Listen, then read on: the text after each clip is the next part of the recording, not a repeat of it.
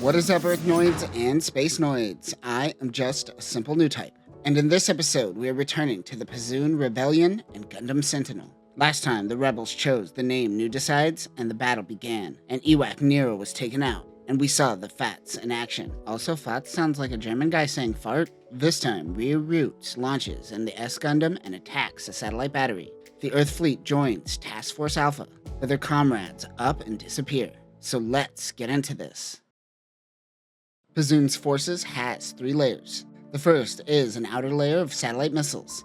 These proved to be quite effective during the 1-year war, keeping Zeon at bay during the Battle of Salamon.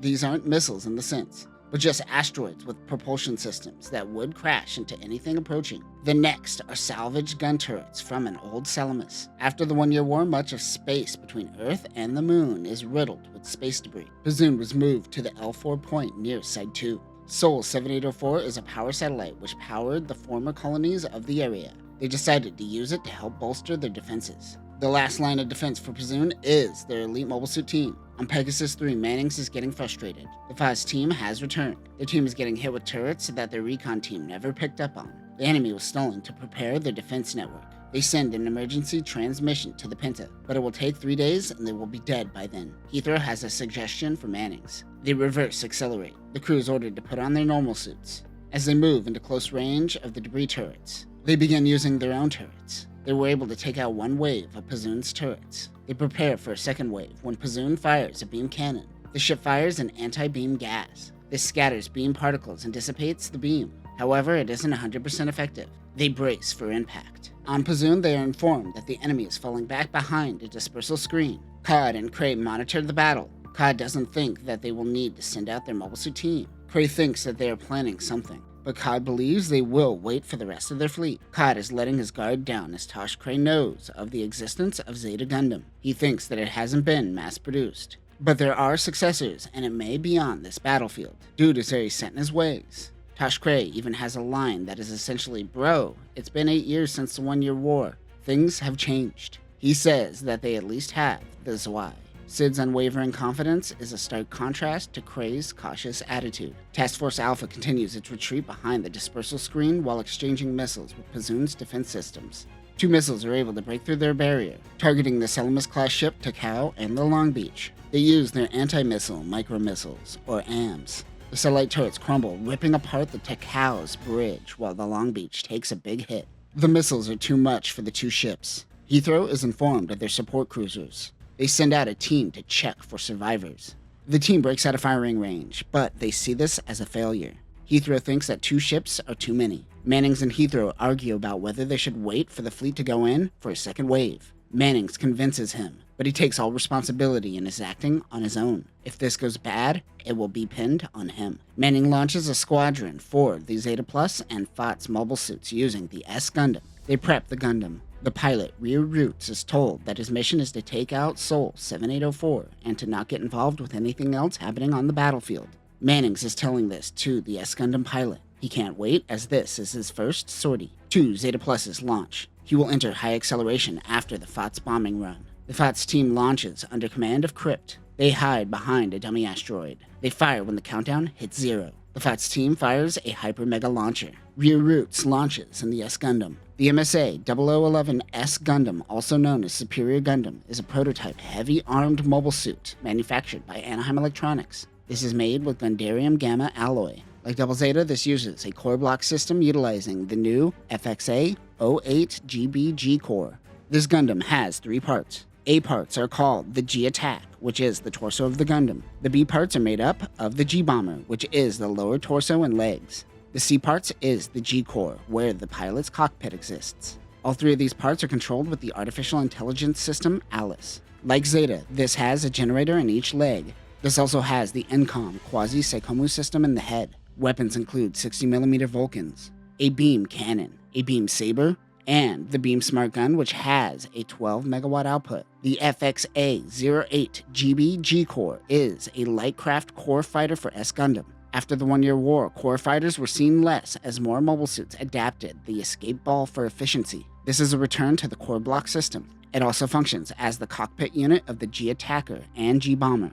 Alone, this unit is limited to only 4 missiles. I have no clue of the relationship to the Neocore fighter besides that they were both made by Anaheim Electronics. Ryou tails behind Zeta Plus, but soon he zips off with great speeds and takes the lead. He is struggling to handle the acceleration in the cockpit, even with his anti-G suit. Cray and the Zekuines head towards the Sol battery satellite. Cod tells him on the comms that a long-range bombardment has started. He then sees a mobile suit with great speeds and tells his astonishment over the comms. Cray knew they had an advanced mobile suit. He tells Cod to launch Offshore's 1st Assault Team and Lieutenant Fastside's 4th Assault Team. They too fly towards Sol. Tex West and the Zeta Plus can't keep up with the S Gundam. Ryou heads towards Sol as he navigates through his UI system to equip the beam cannon. He rushes in. Cod can't lock on with their floating gun turrets to S Gundam. The Gundam is so fast the turrets just shoot out to nothingness. Offshore and the Zekuines comes in to intercept the Gundam. He unloads a full mag and rushes in. S Gundam is able to take down one of the Zekuines from the 1st Assault Team.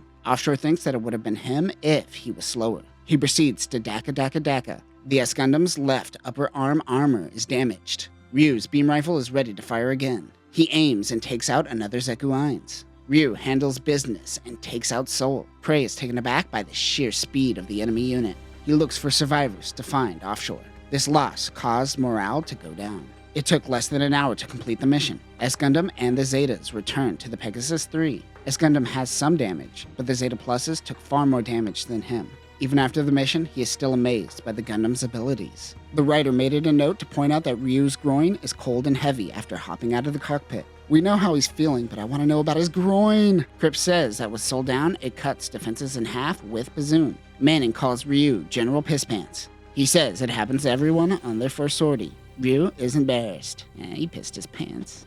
For the next 2 days, the new decides just engage in recon and surveillance. 2 Salamis Kai-class ships, the Ulysses and the Cumberland, replaced the Takao and the Long Beach. They arrived from Side 5. This was the calm before the storm. The destruction of Sol caused Pazoon's front lines to be pushed back, limiting their floating gun platform's output. Under Admiral Brian Ieno is the Earth's home fleet along with the X-detached fleet. They are joining them in their assault on Pazoon. The Earth home fleet consists of the Z, Y, and X detached fleets, with Ieno under X. Task Force Alpha will function under X. Ieno was also known as the Vulture Admiral. He was formerly the principal of the Earth Federation Forces Officer Academy and came out of his semi-retirement to help the Federation once again.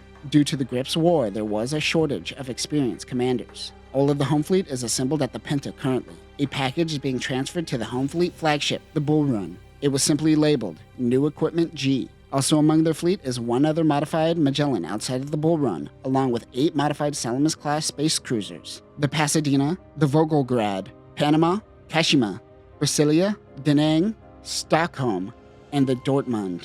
Also with them is 2 modified Columbus-class transport ships, the Iwo Jima and Ivan Rogov, as well as 6 regular Columbus-class ships. Ieno is nostalgic of the disgusting smells on battleships. That is when he is introduced to a man from Anaheim Electronics. This is Satome, who is a part of the instructor corps of Pazoon. He suggests that they not spill bloodshed in their operation. Meanwhile, Task Force Alpha is running training exercises. They practice their formations. Ryou Roots is struggling to keep up with the rest. He yells at Mannings. The commander knows that Ryu's parents were killed in the service of the Federation, so he doesn't reprimand him.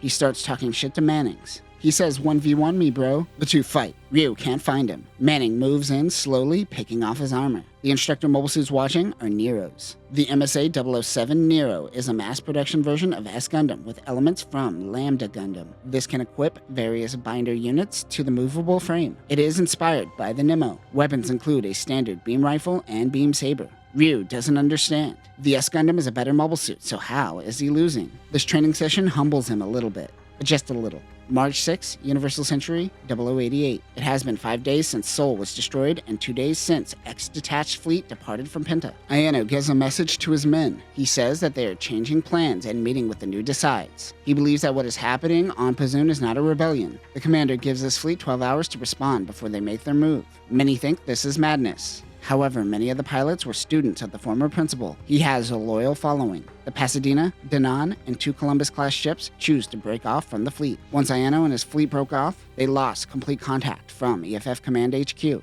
This would later be known as the Admiral's Rebellion. Task Force Alpha gets word of Ayano joining the rebels. They receive orders to break off, and the Lunar Orbital Fleet will pursue. The Y and Z detached fleets didn't join Ayano either. This is causing people to once again lose faith. The Federation is losing their authority and are getting dangerously close to another division, just like the Grips conflict. And that will do it for this episode. Ryou may have the best mobile suit, but he has yet to learn the lesson that the person makes the pilot. He needs some more humbling. What was going to be a standard operation to take down rebels is slowly slipping into a civil war. Next time, Task Force Alpha meets up with the Lunar Orbital Fleet, we will see a battle on the lunar surface, and a new Nero team will help out Ryou. But that will do it for now, new types. Remember, stay humbled, pilot an old mobile suit. Peace.